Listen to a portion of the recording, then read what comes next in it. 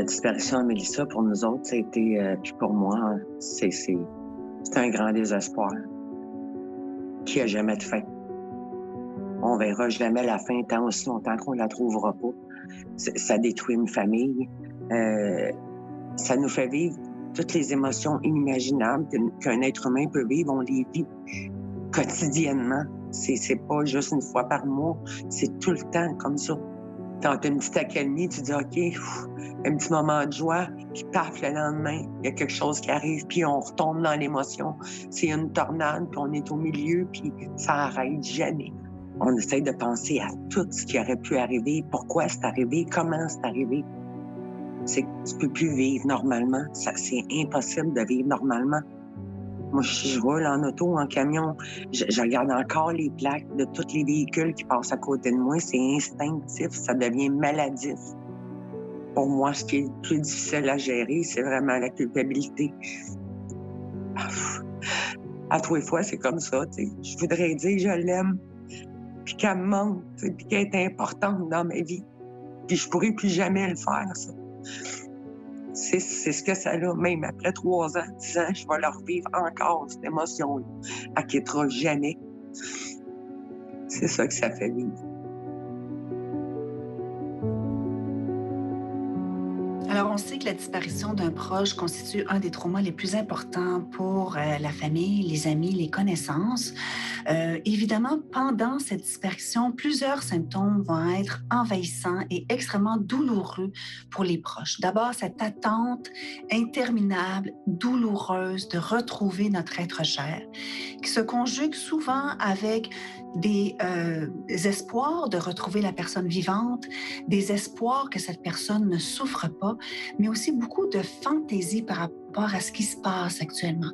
Et plus l'attente se prolonge, plus les gens vont nous parler d'anxiété, de difficulté à dormir. Beaucoup des êtres chers vont nous parler de difficulté à manger, dans cette attente interminable de revoir l'être cher en santé. Et plus l'attente se poursuit et s'allonge, plus on va avoir des doutes déchirants sur la situation de l'être cher, sur sa les possibles circonstances de sa disparition, qui vont être jumelées avec un espoir de le retrouver, mais aussi un espoir de finir avec cette attente qui va entraîner beaucoup de sentiments de déloyauté. Et puis cette négociation avec le divin.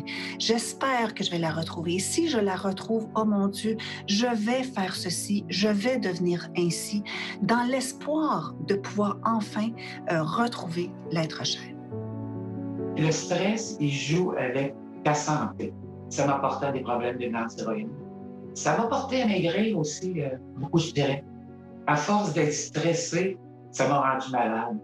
Ça m'a rendu diabétique. Ça m'a rendu dépendante de certaines trucs que je ne peux pas nommer.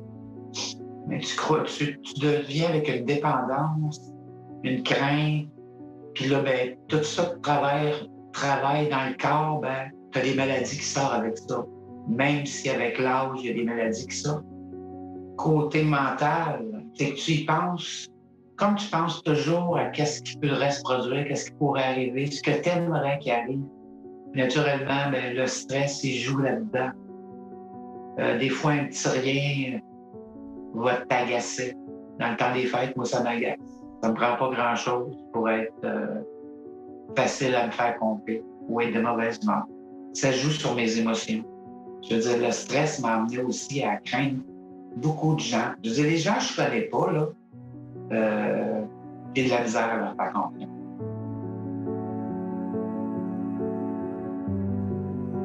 Si cette disparition se poursuit, si cette attente interminable se prolonge, il y a un moment où on décide qu'on arrête d'attendre, où on arrête les recherches et où on doit s'incliner devant le fait qu'on ne retrouvera probablement jamais cette personne. Et évidemment, tout le deuil de cet être cher est compliqué par le cas de disparition. Les endeuillés vont nous parler d'un deuil retardé, vont nous parler de fantaisie de retour qui reste malgré tout, parce que si j'accepte que cette personne a disparu, je me sens déloyale. Je n'ai pas l'impression que je maintiens sa mémoire, je n'ai pas l'impression que je suis à la hauteur de l'amour que j'ai pour cette personne, de ce qu'elle aurait espéré de moi. Et donc, on peut voir vraiment une attente avant de s'incliner devant la fatalité, devant ce deuil qui nous attend. Les endeuillés vont aussi nous parler de toutes ces fantaisies de retour. J'espère que la personne va revenir. J'espère qu'elle va aboutir à un moment donné en ayant de l'Alzheimer ou en ayant perdu la mémoire et puis qu'elle va m'être rendue. Les difficultés avec les rites, évidemment, vont être envahissants et une impression d'irréalité, une impression de culpabilité va teinter tout le processus de deuil. Côté familial,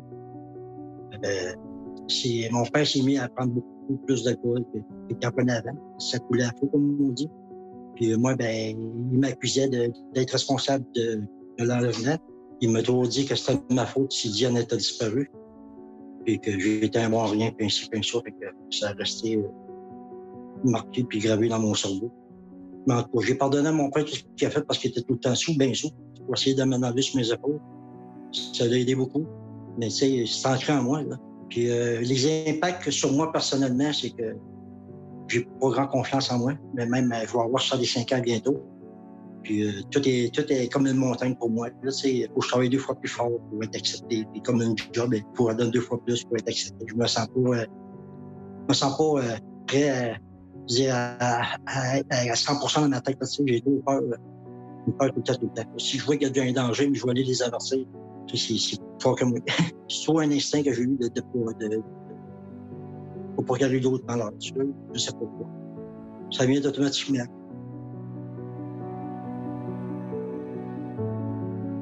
Évidemment, quand on parle d'un trauma aussi grave, aussi envahissant qu'une disparition d'un être cher, on peut envisager des symptômes post-traumatiques chez les proches de la victime. Et quand on parle de stress post-traumatique, on va parler de 4 types de symptômes. On va parler d'abord de reviviscence, c'est-à-dire que les endeuillés vont nous parler de moments de cauchemar, d'éléments qui s'imposent à leur esprit, de moments envahissants où ils ont l'impression de revivre ces moments si atroces d'attente pendant la disparition et donc de flashbacks envahissants. On parle donc de reviviscence, on va parler aussi d'évitement. Évitement de tout ce qui est lié de près ou de loin à ce moment qui a été le pire de notre existence. Donc, je peux commencer à éviter ou à réagir très fortement à tout le processus policier, à des mots qui ont été dits, à tout le côté médiatique, qui est une des spécificités de la disparition, tout ce côté extrêmement médiatisé. Ensuite, les symptômes d'altération de nos émotions. Les endeuillés vont nous parler de moments d'irréalité, d'avoir vécu ces moments comme s'ils étaient dans un cauchemar, d'avoir aussi de profonds bouleversements dans leur vision de la vie et de la société. Et enfin, le dernier symptôme, c'est-à-dire l'hypervigilance. Être toujours en état d'alerte, avoir l'impression qu'un drame peut survenir à tout moment. Cette impression que notre sentiment de confiance envers la vie a été tellement ébranlé que ça entraîne donc conséquemment un sentiment de vigilance constant au point de vue physiologique qui m'empêche de m'apaiser, qui m'empêche de m'abandonner et qui m'empêche de dormir. Évidemment, ces symptômes sont très incapacitants, très douloureux et sont aussi associés à des symptômes dépressifs importants. Bon, la première chose que j'ai fait, c'est sûr que j'ai consulté mon médecin de famille parce qu'au tout début, je faisais une dépression majeure et j'ai dû prendre des médicaments que je n'avais jamais pris au cours de ma vie.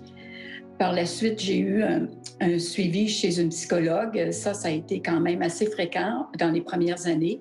Et par la suite, ça a été au besoin. Et ce que je retire surtout de mes rencontres avec la psychologue, c'est cet équilibre entre l'âme, le corps et l'esprit. C'est certain qu'il y a comme une prise de conscience, tu t'arrêtes et là, tu refais les mêmes étapes, mais avec une sagesse différente, avec une façon de voir différente. Bon, là où ça m'a vraiment aidé, c'est apprendre à vivre mon moment présent, mon instant et aussi le fait aussi de vivre les petits moments de bonheur et ça me ressource, je refais le plein. Ça m'a fait arrêter beaucoup plus sur ce que j'étais et comment je réagissais. Et c'est une forme de sagesse que la psychologue m'a aidé à obtenir à travers mon épreuve.